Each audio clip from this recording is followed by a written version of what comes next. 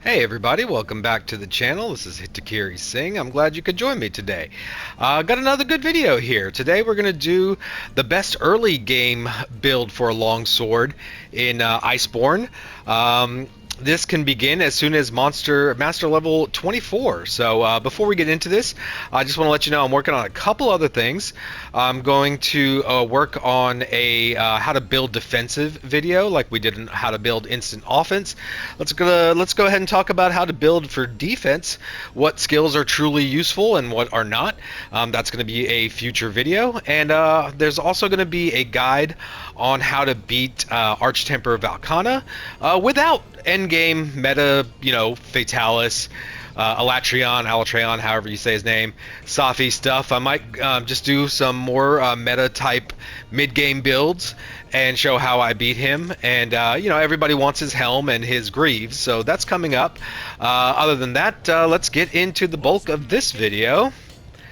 Okay, so basically I started playing Monster Hunter World base game. I couldn't even really tell you what builds I did throughout the game. I kind of just unga bunga'd it. Towards the end, I was building like a Valhazic recovery set with some regen, with some Nergigante equipment, something like that. So I started getting an idea about builds, but I wasn't a very good longsword player at all. And this set started really changing that, mainly because this is a very, very squishy set. You're not going to have a lot of health and a lot of ability to take a lot of hits with this set, These sets, we're going to go over these three, basically, and they're all going to center around Teostra Technique Master's Touch, and basically this prevents your weapon from losing sharpness during critical hits, so every critical hit you do on the monster is not going to deplete your sharpness gauge. So we're going to have purple weapons, with purple sharpness that don't have a lot of sharpness on them, but you don't really need it, because if you approach the fight correctly, you're going to basically always hit them with critical hits and not deplete any sharpness, so you'll never have to have sharpness in your actual build.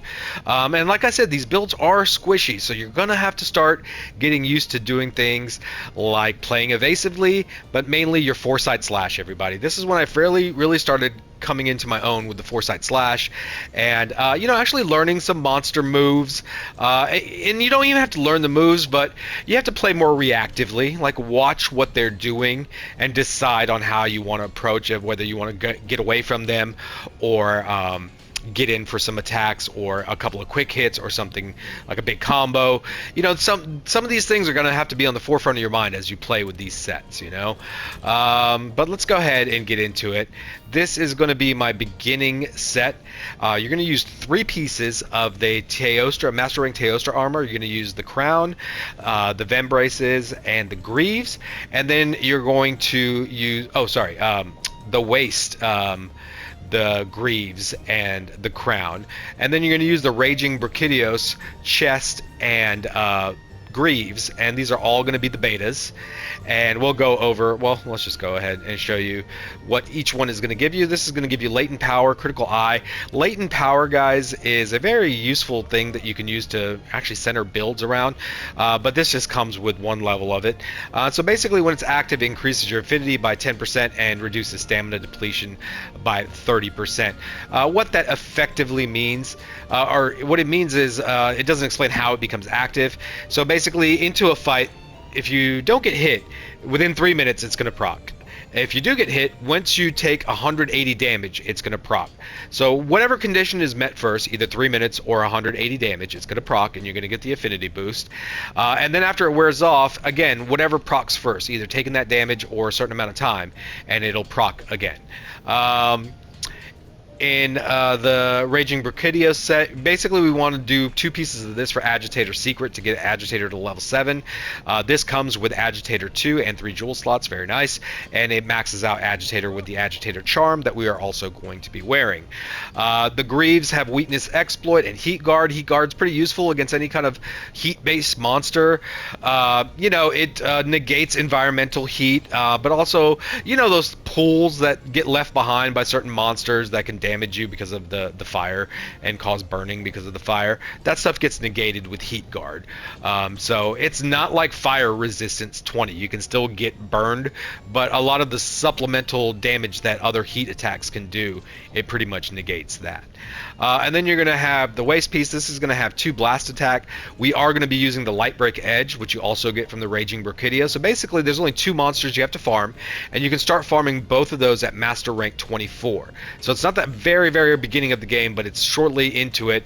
You go through your earlier missions, like your Beatotus and Bombero and a few things like that, and you can start building any set you can build with whatever you have is available. It will be enough to get you through there.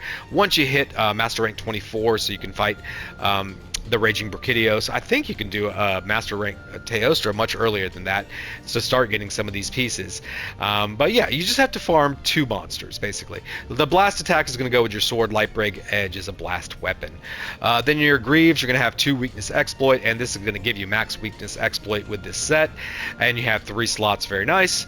Challenger Charm, Temporal Glider. I always use these 2 mantle guys. This is my mantle for flint shots and the wall bangs, and this is my mantle to do mounts. So I'm always looking to mount and do flint shots whenever available, and then I try to get as many topples and things like that during the fight as well. Light Break Edge, you're going to have your attack increases 1 augment and your health regen. It does not have negative affinity, so you don't have to worry about getting the affinity on this one like you did with the Fatalis Zagaspanin. Let's go into the decorations. Basically, 2 of these sets are the exact same. I just wanted to show one with as bare minimum rarity 12 gems as possible, and the other one when you do have some rare gems to kind of optimize it a little bit. But this one right here, you get 1 expert 4 just by starting Iceborne, so you always get that one. Now in this set, you're going to need at least either 1 expert 4 or 1 attack 4. If you have an attack 4 or an expert 4, you're going to build it like this, and you're going to have 3 jumping attacks, and 2 of the jumping attacks will be with your attack. If you don't have another expert 4, but you do have an attack 4, you're going to have to grind for 1 of these, basically. If you do have an attack 4, then these can be jumping experts, and you'll accomplish the same thing. So basically, these 2 experts and this expert right here is going to max out your crit eye. You got 45 affinity with your crit eye and just the attack boost 4, and you're gonna have another 20 with your agitator, that's 65, and 50 with your weakness exploit. So you're gonna be well over 100%, 115% when you're proccing agitator, 95% at bare minimum. This is important because you don't want to lose your sharpness, and you always want to do critical hits. We'll go into a bit more details about that in just a second as well. Okay, so you're gonna use 3 jumping attack tools. Why? Jumping is probably either that or evade window. They're 1 and 2 when it comes to the very best defensive stats skills you can have. The very best over any kind of defense boost, over earplugs, over divine blessing even. Basically, guys, and the reason we're using evade extender instead of evade window, this is the beginning of Iceborne. I'm assuming you guys need some help defensively, because the optimized set is going to actually drop this, because you don't have to have it. But I want you to understand that with maxed out evade extender, you know how sometimes you roll as panic rolls, but you get caught with stuff. So sometimes you roll and it's a good thing, but sometimes you roll, you're just panic rolling. This allows every roll you do to be a panic roll and be 100% okay. You did 2 or 3 rolls with the distance that this maxed out evade extender allows for your rolls, and you can get out of the range of any monster attack, as long as it's not something like full screen like the Elatrion super attack or Safi'jiiva or Lunastra Supernova, where you can get out of range of that, but it's a huge range. But anything else, you can do 2 or 3 rolls and nothing. This is how I took out Archtemper Valkana to get my Rhymeguard Greaves and Helm. Was a set very similar to this that had jumping attack. So it's a very great defensive skill, and that's what I mean. You're going to play defensively very well with this. You're just going to be centered more on avoiding damage. Like, of course, Divine Blessing and a defense boost, they work when you get hit to reduce how much damage you do. But in essence, you want to get to a point where you're just not taking many hits. You can take some, but you don't want to take enough that, because you're so squishy in this build, that Divine Blessing 3 is what you can fit in here. You can't do 5 in here, and it doesn't really help you that much. So you want to learn to get away from attacks and then power through attacks with iframes, and that's where your foresight slash is going to come from. You don't have to. Jumping is enough, but the foresight slash with conjuncture with this is really going to teach you how to play this game with the Longsword. Anyway, the rest of your jewels are just the same for your meta increase from your criticals, so you're gonna do your 3 critical jewels. My 4th attack, I use a crisis attack jewel because I don't really faint very often. So if I get infected by some kind of blight, this is just going to allow me not to lose the stamina, so I can still fight through any kind of affliction, really. But what I would recommend for most other players is a fortitude attack jewel. Get fortify in there. That way, if you cart once, you get increased your health and damage, or sorry, attack and damage of 10% of whatever you're already doing, and additional 15% if you cart the second time. And usually after the first time, it's very hard for you to cart the second time, but if you do cart the second time, it's very, very difficult unless you're just, you know, getting slaughtered by the monster. And the last 3 jewels are going to be vitality. This is not a fatal set. You don't have health boosts automatically built in, and you definitely always want to have 100% health with whatever build, really. For the most part, 100%. And then you're going to have the shaver jewel, because the way we want to approach with the Master's Touch is you want to weaken like the head. And we're going to take on a Namielle at the end of this video to showcase this specific build. This is the weakest of the 3, like the earliest game set, so I want to show this one in action. And you know, you basically want to have a playstyle where you soften the head, soften the limbs, because when you soften the limbs of the Namielle, it softens both of his arms, so it gets you a nice big front area to attack, and everything that hits that area is going to be critical. You're going to get the damage, and you're not going to lose any sharpness as long as you're hitting those spots, you know? So Shaver is important to go ahead and get those parts softened, so your weakness exploit and all that good jazz gets you that 100% affinity, so you can do nothing but criticals on the monster. Temporal, which is going to add attacks just to do more damage. Like I said, this is the one I use to flint shot into the wall, get him down, beat him up. There's no point to ever have anything defensive right here, because you're in the temporal mantle. You know, you avoid damage as long as you're wearing it, so always just build attack there. And then my glider mantle, I like to put 2 flawless medicines. I do have the health regen on my weapon. This accentuates that, lets me get more recovery back, and gives me a plus 10 attack boost on my raw. And just a nice big bonus. The last point I want to make about these builds, you know, I know some people might question, like, well, why not build more defensive and put Divine Blessing and so forth?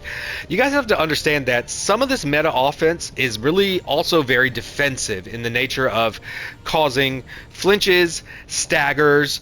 You know, you can cause the monster to topple over by doing enough head damage, and you can cause them to topple over by doing enough damage on one of their legs, either the front legs or the back legs, and it's different for every monster. Some monsters are the front legs, some monsters on the back legs, but if you do enough damage to those legs, you're going to cause another topple, just like a head topple, and get them on the ground for a long period of time to do huge damage, you know? So if you're not inflicting enough damage on the monster, you're not going to proc these events from happening. The claggers, the staggers, the slight stuns, the big stuns, the topple overs, they're all related. The slight ones happen to show you that you're building up to a big one. That's how some of these mechanics work. So you need to do enough damage to be able to hurt the monster to get them to stop, so they're just not constantly attacking you. One of the reasons monsters are oppressing you is because you're not doing enough damage to them to hurt them.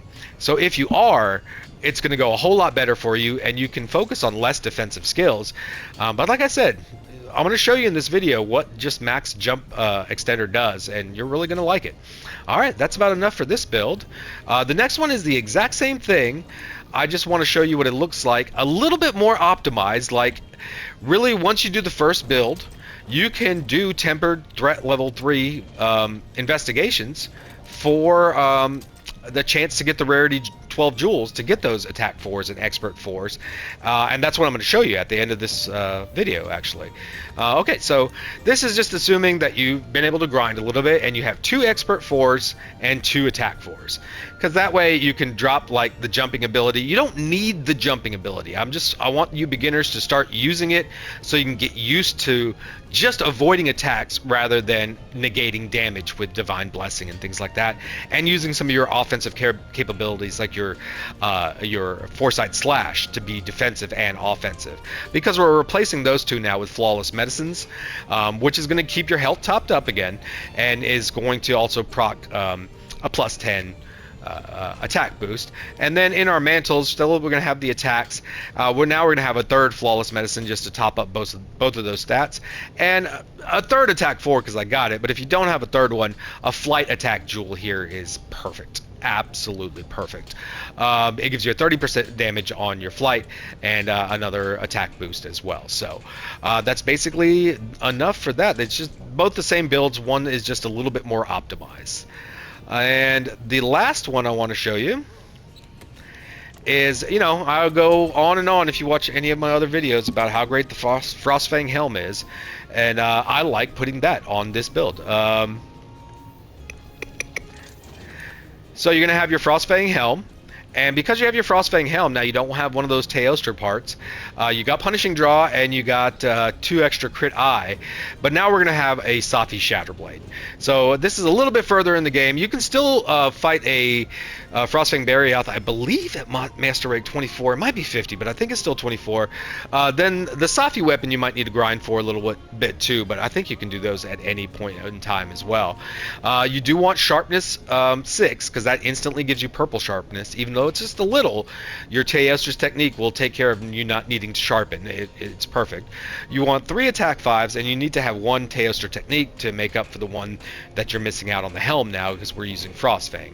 Alright, that should make a bunch of sense, or at least enough sense. Capiche? Gotcha. Okay, so with this build, you're now going to have Critical Eye maxed out, Agitator maxed out, Attack Boost 4, Health Boost 3. Now you're going to have your Recovery up, maxed out in your build, Crit Boost 3, of course, Weakness Exploit, still got the Blast Attack. You got 2 peak performances in your build now, which is always wonderful. And then your Heat Guard and Clutch Claw boost, everything else that you have in the build. These are the gems that you can be a little bit more unspecific as long as you have these attack 4s. You can have like critical medicines and put like a flawless jewel there if you have a level 2 one, so you can be just have some combination of these, but the way I do it is always the criticals in the level 2s, the shavers in the level 3, and then the 2 extra I just have flawless medicines. Flawless medicines, if you guys come across these, never get rid of them. 3 of these are going to come in be so useful in so many different builds. Temporal Mantle still has the attack jewel. And now in the glider, we're going to do flawless maintenance because we already have our medicine maxed out, and we're going to do KO maintenance because now we do have the Frostfang helm. And now in this build, guys, you want to make sure you eat for Feline Slugger and Attack Boost Large, because Feline Slugger is also going to go with your Frostfang helm's Punishing Draw along with this KO maintenance. These 2 maintenances are basically going to make it so your Temporal Mantle is going to be available pretty much about 30 seconds to a minute after the glider mantle's done. So you're going to start off the fight in your temporal, do your wall bang, stuff like that, get as much damage. Monster gets enraged, you get into your glider mantle, do some damage, but you're mainly trying to do your aerial hits to get them out, and then wear that to its duration, and then about 30 seconds to a minute after it's done, which is going to be about the time that their agitator drops and they'll be ready to be flint shot again, you use your temporal mantle again, and it helps create a little cyclical battle plan. I think that's about all I want to mention about those stats. Yeah, that's about it for the build. And let's get into the next video. I just wanted to let you know also, I will have some more Tekken content coming up. I'm working on a very, very extensive Raven guide. I'm also working on episode 4 of Tekken is Life. I think I want to go into optimization of everything that we've learned so far, and now let's learn how to do it maximally, basically. And that's about it. Attached to this will be a narrated video of the first build and all the skills, and we're gonna do that and party. Have a great one.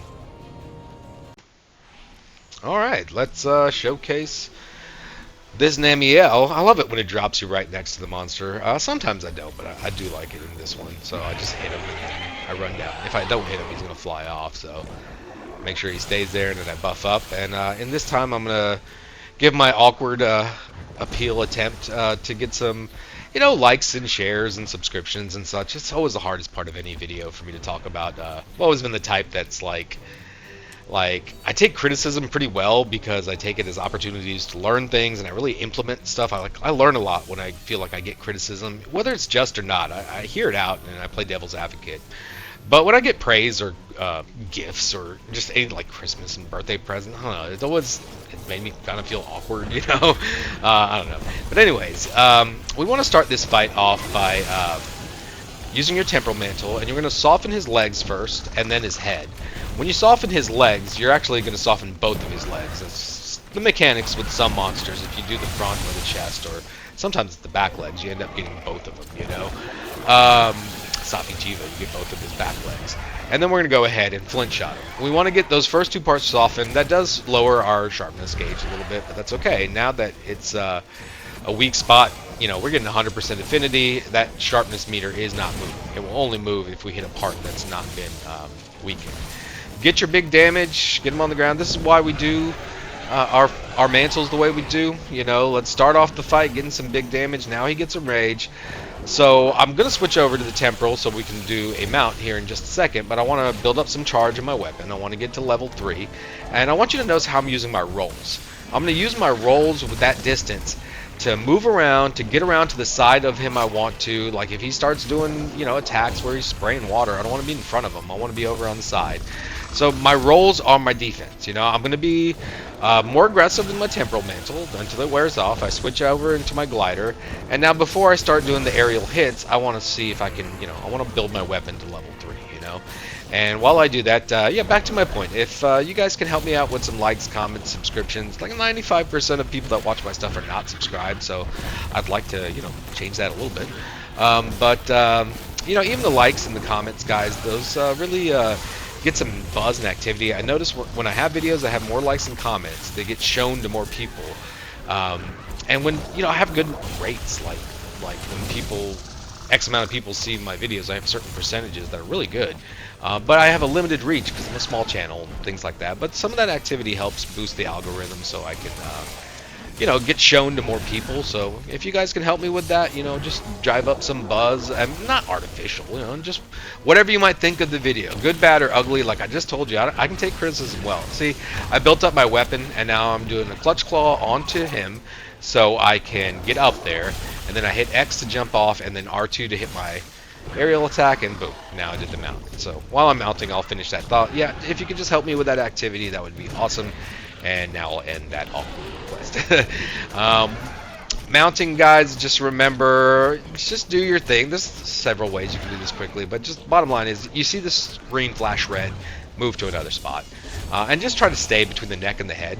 The neck is actually a pretty safe spot that sometimes you can go multiple attacks of his without having to move. So I just kind of alternate between the neck and the head, get him back down, get him a nice full strength, clean helm splitter. I love that. I love it, love it, love it. Boom. And also, you want to do that mount when they first get in rage and not when they're not in rage, because this eats up the time that they're in rage. Because when they're in rage, they can let out a series of devastating attacks for you, but you can turn the tables on them by mounting them, and probably by maybe half, maybe more than half the time that they're going to be in rage is going to be taken up by you mounting them, getting them down on the ground, them being stuck on the ground, and you beating the crap out of them. These staggers and claggers that are happening, this is why we want big damage, people. You want big damage, you want big evasiveness. You don't want to be able to eat damage. That doesn't really help you. You get around the monster, you can stay on the monster, you stay on the monster, you're doing good damage to him. Another stun right there, and these little stuns turn into bigger stuns, turn into knockdowns, That's how you know you're hurting them. And this is important to beat these endgame monsters, or just to get good at this game in general with any monster. Focus more on avoiding. You don't always have to be hitting them, Avoid them, see what they're doing, get into the position, have your plan, heed D and rage. And this is why Agitator is so great. It tells you right there on the right of the screen. Agitator is on. Agitator has worn off, As soon as it wears off, you immediately, that's rule number 1, is go for the flint shot. The only reason you might not want to is you might want to soften their head before you do it again, Do that, or maybe even build some meter. But yeah, do that, and then boom, immediately get enraged again. And this is why I keep saying, the perks for Agitator are near permanent, because the only time they're not working is when you're flinch-shotting them back to the ground and do huge damage. So you might not be getting the attack boost at that moment. Oh, and this is why I keep saying they're so squishy, you know?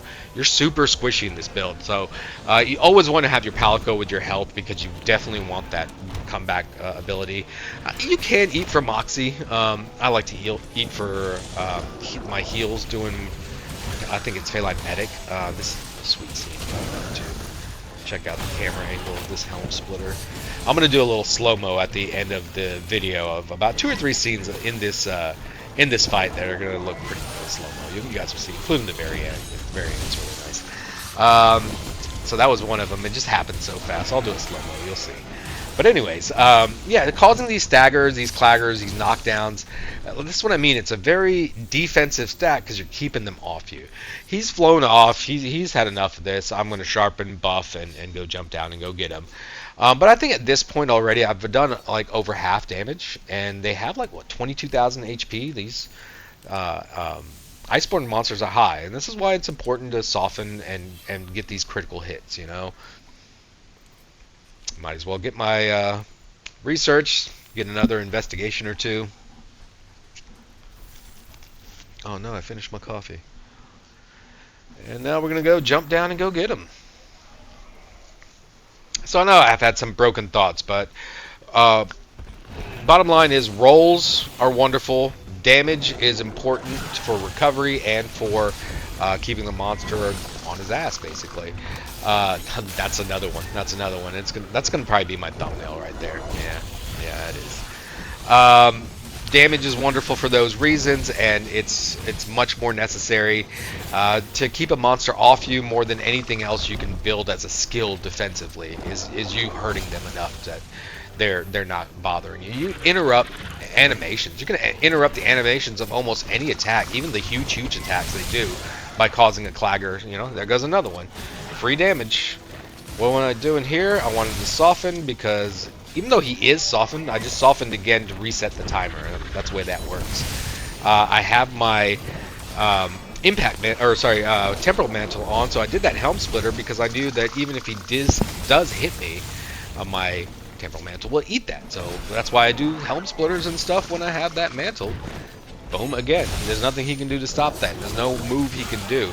And then as soon as Agitator wears off, and it's about to happen, again, he's going to get de-enraged, I'm just going to flinch shot him right back again. And this is the cyclical battle plan I'm talking about. And really, it's going to be much more difficult to do this cyclical battle plan without the temporal and without the glider mantle. See, it wore off again. Let's put him right back on his backside. Do all that damage with the set and use your rolls for defense. That's what we're doing here. And if you ever get below 60% health, stop and heal. Make healing your priority. And then, you know, when he re-enrages, then our priority, I don't even know if I mount him twice, but that would be your priority. You can get 2 mounts pretty easily in the fight. Probably get about 3 to 4 flint shots. Maybe bust his head 2 times, either his head or his leg. Oh, he's done. It's 8 minutes, 55 seconds, and he's going to sleep, you know. That's how long this took. This is a set that we're building at Master Rank 24. Just took out a Tempered Elder Dragon, and not flawless play either. In about 8 minutes, maybe a little less if you start factoring out some of the buff times that I do that most people don't need to.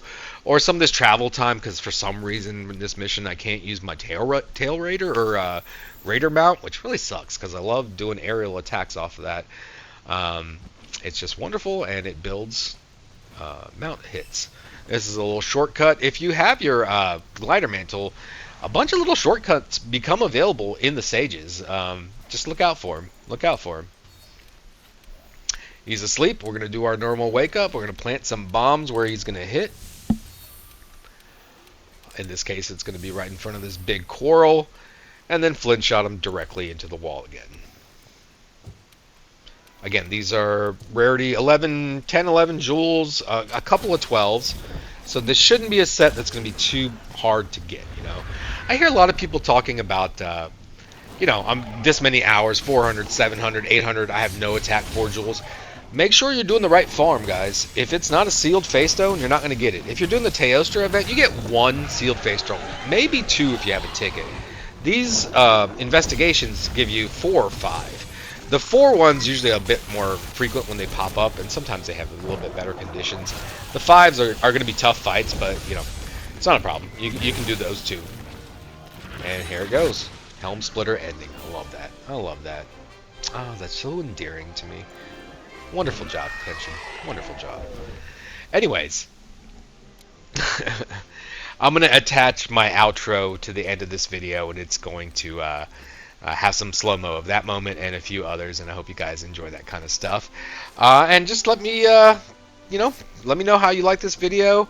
Keep those comments and likes and such coming. That's wonderful. And I don't even care if they're critical, guys. I don't take things that way, you know. People can be snarky or rude or whatever, but I don't, feel any frustration or anger or stuff. I actually take those comments almost like more to heart, as in I want to hear what you're saying, because praise and stuff is great, and I love it. I'm not used to it, but it's a wonderful feeling. But things I can do better, I'm always looking at. So when I hear comments like, "Oh, another longsword or endgame longsword build or fatalis set or stuff like that," I get the point you're trying to make, and I agree with you, and I loud and clear, and that's why I made this video. So let me know what you guys think. I really like doing this stuff, and I know my information can be off and things like that, but I also like hearing your opinions on this, and even if it's different than mine, I don't really care. I just like hearing different thoughts about similar subjects. Like, we're gamers, we like these conversations, so feel free to have them with me. I'll have them back with you. Like, I'll answer just about every comment I can whenever I can. Anyways, we'll go into the final segment. Alright, and now we're just going to show some slow-mos of some of those cool scenes during the fight. I do want you to pay attention to, like, all the double-digit hits will be hits that don't hit weakened parts, and all the triple-digit ones will be. So you can see the difference between the critical and non-critical hits when they hit those weak points that you're creating. And they can be quite large. And also, I wanted to make the point, go ahead and keep those questions coming. Some of the best videos I've had have been just answering questions that you guys have had, and if you guys have the question, I guarantee you a lot of other people do. And I kind of see this, not really like my channel. This is like all of our channels, like I'm a fan of every game I'm going to play, and just for reference, in the future, when Shadow of the Erdtree comes out, I'll be playing that a ton. When Akuma is released for Street Fighter 6, I'm going to start playing a lot more Street Fighter 6, and I always get good with the Akuma. No matter what game he's in, I always get good with him. So there'll be Akuma content, there'll be Shadow of the Erdtree content, of course Monster Hunter Wilds when that comes out. So there's going to be other games, but I don't play every single thing that comes out. I just don't have the time nor the interest. I like the types of games that I like, and I try a lot of different stuff. But the stuff I really like, I like to go super deep into. So, a lot of my channel is going to be, long videos with detailed explanations about things. Like the Raven guide I'm making, I'm literally going to go through every single move on the move list, tell you what it does on hit, on block, counter hits, like all those details. Like, I like doing that kind of stuff and figuring that stuff out, and I'm just gonna make a giant, maybe like 2-hour guide of everything you ever want to know about Raven. That's just how I do. But I really appreciate you spending some time with me today, wherever you are in the world. I just want to make one more point. I've been ignoring this point in the last few videos. I'm just forgetting. I just want to take a minute to shout out to all those gamer queens, all those female gamers out there that really suffer a lot of crap from a lot of people online. And come on, guys, grow up. We're in the year 2024. Be men, and if you don't know how to treat people, then just treat them the way they ask to be treated, and there's never any harm in foul in that. Come on, people. Let's all be good to each other. If we're not, there's no point in humanity existing, really. Anyways, again, if you guys can throw me out a like, a shout out, all that good stuff. Shares, subscriptions, and for all my subscribers, help me reach 500. Thank you. I'm just gonna grow this channel as much as I can, as fast or as slow. I don't really care. I see every single subscriber trickle in. Every time I see your name, I say something to you directly, like your specific name Thank you, bro. I hope you're having a great day, or I wish you well in your life. Little things like that. I don't know. It's just kind of stuff I do, and I enjoy doing stuff like that. I enjoy making these videos, so let me know what you think about this one or any other one. And link to the comments will be a playlist of all the other guides I have for Monster Hunter. So if you enjoyed this one, I guarantee you'll enjoy the rest of them. And really, that's about it. Peace out. Deuces up, A-Town down, and my typical send-off of see. Well, I normally go peace in real life, but for YouTube, it's gonna be see ya.